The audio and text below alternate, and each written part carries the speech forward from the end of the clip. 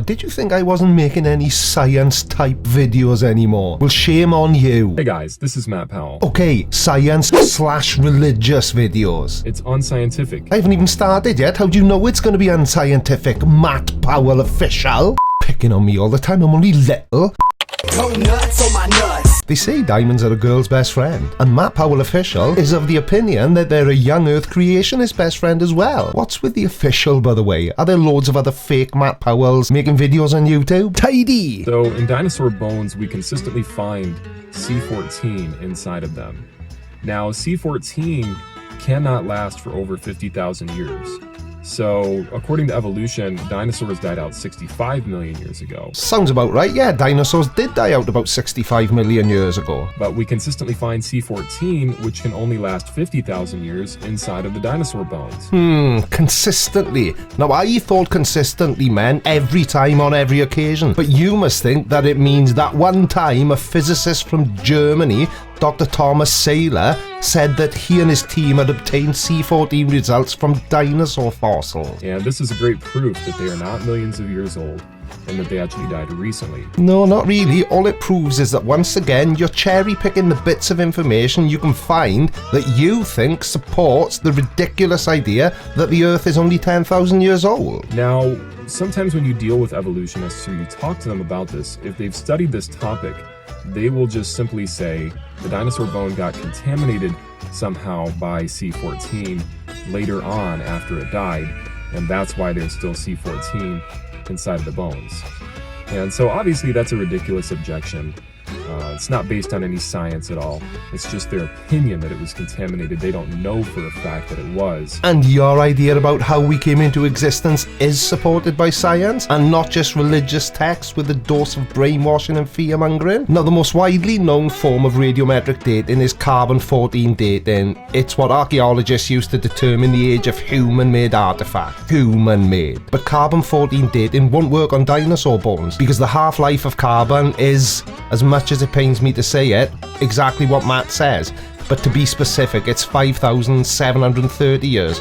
So carbon-14 dating is only effective on samples that are less than 50,000 years old. Dinosaur bones, on the other hand, are millions of years old. Some fossils are billions of years old even. To determine the ages of the specimens, scientists need an isotope with a very long half-life. Some of the isotopes used for this purpose are uranium-238, uranium-235 and potassium-40, each of which has a half-life of more than 1 million years. Now, unfortunately, these elements don't exist in dinosaur fossils themselves. Each of them typically exists in the igneous rock or rock made from cool magma.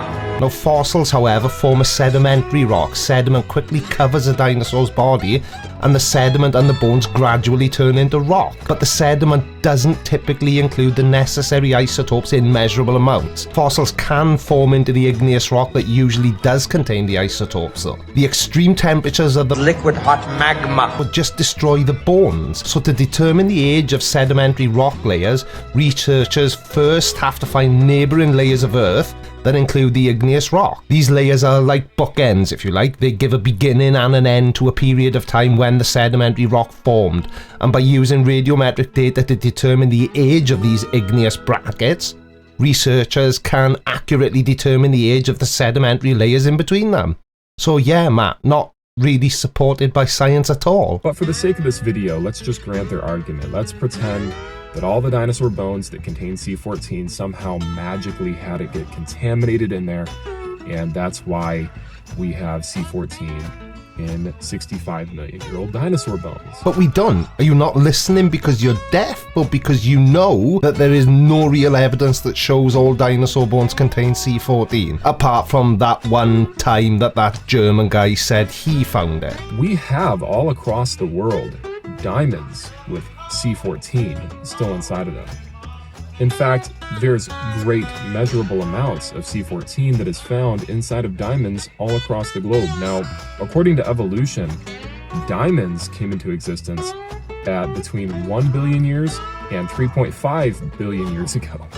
And so diamonds, according to evolution, are way older than dinosaurs. Now, diamonds contain C14 in very high amounts. And so many will still try to say, well, maybe the diamond got contaminated with C14. Many that know nothing about how diamonds are formed, maybe. The process of a diamond coming into existence begins with the presence of carbon atoms within sections of the Earth's mantle, miles beneath the Earth's surface. And due to the immense pressure that's present in that part of the Earth, as well as the extreme temperatures, a diamond gradually begins to take form. And it does take roughly 1 billion to 3.3 billion years. Now, I'm no expert, but that doesn't seem very young to me. And saying that there's traces of carbon in a diamond shows just how little you know about what you're talking about. A diamond is a solid form of the element carbon, with its atoms arranged into a crystal structure called a diamond cubic. So in simple terms, yeah, a diamond does contain carbon, but that's mainly because it's carbon. And that's what they do, is they just say, oh, it's contamination. Well, here's the thing. Diamonds are actually made of the toughest subatomic particles in the world. In fact, nature has no way of penetrating diamonds. And so there's no way physically for C14 to be able to enter inside of diamonds after it is exited. You really do make it easy to make these videos about you, Matt. So, a naturally occurring object that is basically pure carbon, and by the way, C14 is just one of the isotopes found in carbon. What the hell makes you think that C14 needs to get into an object which is basically pure carbon anyway, and as such already would contain C14? And so just the fact that diamonds actually contain C14 literally proves beyond any shadow of doubt that you're completely wrong. A diamond is carbon, you fool. So obviously it's going to contain C14 because it's one of the isotopes that make up carbon. Duh. that diamonds themselves are less than 50,000 years old. It doesn't though, does it? All it proves is that you A, have no clue what you're bumping your gums about, 2, are cherry picking like all other young Earth creationists, or C, are just way stupider than I look. Let me know what you think down in the comment section. No matter what technique you try to say or try to bring forward as proof that it somehow got contaminated, it just shows that apparently you don't know much about diamonds, because diamonds cannot be penetrated by nature. Nature has no way of penetrating diamonds because they're the toughest subatomic particles that exist in nature. And you're the world's foremost expert, clearly, Matt. And so even with our man-made equipment and technology, we even have a hard time being able to penetrate diamonds, let alone random processes in nature causing C14 to contaminate something that cannot be penetrated otherwise.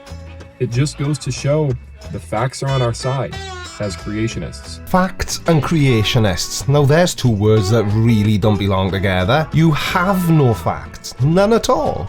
Well, that's not really fair, because the one fact that you do have on your side is the fact that you're completely wrong all the time about everything. Saying that C14 has penetrated the diamond, which is carbon, and finding that odd is exactly the same as being shocked that there's water in the ocean. Fiction and the fantasy is on the evolutionist side. And saying that diamonds are somehow 1 billion to 3.5 billion years old, folks, C14 itself, the half-life, demonstrates that it's not possible for that to even be the case. It's not even remotely plausible. It's unscientific on all fronts. And the Earth only being 10,000 years old is scientific, because some old book written by some guy kind of maybe implies that it is. Alright, watch this next. But before you do, make sure you subscribe. By order of the Creaky Blind